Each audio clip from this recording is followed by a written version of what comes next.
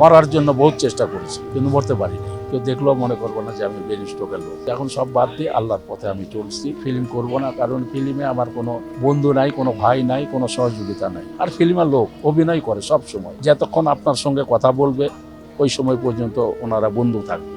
ওনারা যখন মুখটা ফিরে নেয় সব ভুলে যায় যে কার সঙ্গে কথাবার্তা বললাম, মানে ওইটা আপনার সঙ্গে অভিনয়। ফিল্মের লোক অভিনয় ছাড়া কোনো কিছু বোঝায়, এটা পরে নিয়ে বুঝতে পারলাম।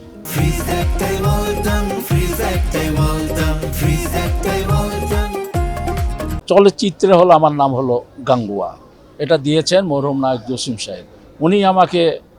উনি আমাকে প্রশিক্ষণ দিয়ে আমাকে ফাইট ডাইরেক্টর থেকে আমাকে ভিলেন বানিয়েছে এবং তার ভিলেনের কাজ করে অনেক। তার সঙ্গে ভিলেনের ছবি আছে আমার 300-350 মতন আমি ভিলেনের ছবি করেছি।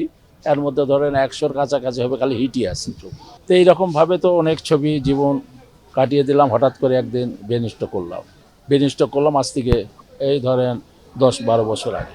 ব্রেন স্ট্রোক করার পরে প্রথমে স্কোয়ারে ভর্তি হইলাম, ওখানে থাকলাম 1 মাস। অনেক টাকা বিল হয়ে গেল আইসিইউতে থাকার পরে অনেক টাকা বিল হয়ে গেল। তারপরে এখানে অ্যাপ্লিকেশন করলাম শিল্পী সমিতিতে যে আমাকে সহযোগিতা করা হোক।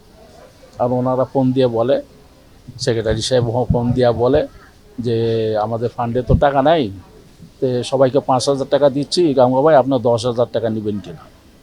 তো ওনারা সাহায্য আর সহযোগিতা কী ভাষাটা এটা জানে না, এটাই বোঝে না। আমার মনের কথা যে ওনারা এটাই বোঝে না। আমাকে বলে 10,000 টাকা, আমার এখানে লাখ লাখ টাকা, উনি বলে কি 10,000 টাকা। আরে সাহায্য মানে পকেটের থেকে কিছু বের করে দিয়ে দিলা সঙ্গে সঙ্গে, ওটারে বলে হলো সাহায্য। আর সহযোগিতা মানে সবাই মিলে ওখানে বৈশা আলাপ করে তার সঙ্গে পরামর্শ করে কি করা যায়, ওটা ডিসিশনটা কী নিলে ভালো হবে, ওটা উদ্যোগটা নেওয়া। সবাই মিলে যাইতো স্কোয়ারে মালিক ম্যানেজারকে যদি বলতো কি ব্যাপার, কি দেখেন আমাদের আর্টিস্ট এত ছবির কাজ করেছে, করেছে, পারলে মাফ করে দেন, না হলে না করো বা অর্ধেক করে দেন, আমরা আসছি এই জন্য। ওনারা করে দিত, তাহলে তো আমার অনেক লাখ লাখ টাকা হলো আমার বেঁচে যাইতো। আমার বাড়ি বিক্রি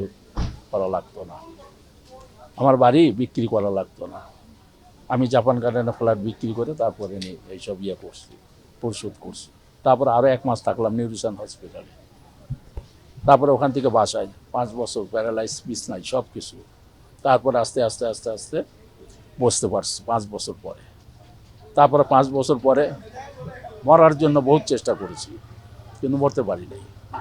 বহুত চেষ্টা করেছি, ট্রাকের নিচে পড়তে চাইছি, ছাদে উঠে জাম দিতে চাইছি, কিন্তু না, কিছুই করতে পারিনি, হয়নি আমার জীবনে। তারপরে আইতুল কুসি সুরা পড়তাম, পরে মুখ বেঁকা ছিল, ওটা আস্তে আস্তে আমার সোজা হয়ে যায়। তারপরে ফু দিতাম গায়ে, মনের একটা সাহস জেগে গেল যে এইসব আল্লাহর দান ইয়েতে করলে মনে হয় ভালোই যাব। ঠিকই আল্লাহ কবুল করে নিছেন। আমি আস্তে আস্তে এই পর্যন্ত এই যে আপনারা দেখতে পারতেছেন, এটা হলো 2-3 বছরের। এই 2-3 বছর পর্যন্ত এই অবস্থায় এসে আমি এখন হাঁটতে পারতেছি, এই আসতে পারতেছি, কথাবার্তা বলতে পারছি সুন্দর। কেউ দেখলেও মনে করবো না যে আমি ব্রেন স্ট্রোকের লোক। এই আল্লাহ সব কিছু করে দিয়েছে। এখন সব বাদ দিয়ে আল্লাহর পথে আমি চলছি যে না, তাহলে আর ফিল্ম করবো না, কারণ ফিল্মে আমার কোনো বন্ধু নাই, কোনো ভাই নাই, কোনো সহযোগিতা নাই। এতদিন আমি অভিনয় করেছি, এরাও আমার সঙ্গে অভিনয় করে। আর ফিল্মের লোক অভিনয় করে সব সময়, যতক্ষণ আপনার সঙ্গে কথা বলবে ওই সময় পর্যন্ত ওনারা বন্ধু থাকবে। ওনারা যখন মুখটা ফিরে নেয় সব ভুলে যায় যে কার সঙ্গে কথাবার্তা বললাম, মানে ওইটা আপনার সঙ্গে অভিনয়। ফিল্মের লোক অভিনয় ছাড়া কোনো কিছু বোঝায় না, এটা পরে নিয়ে বুঝতে পারলাম। আমি তো সাকিব খান সুপারস্টার সভাপতি, আর সেক্রেটারি অমিত হাসান সহসভাপতি।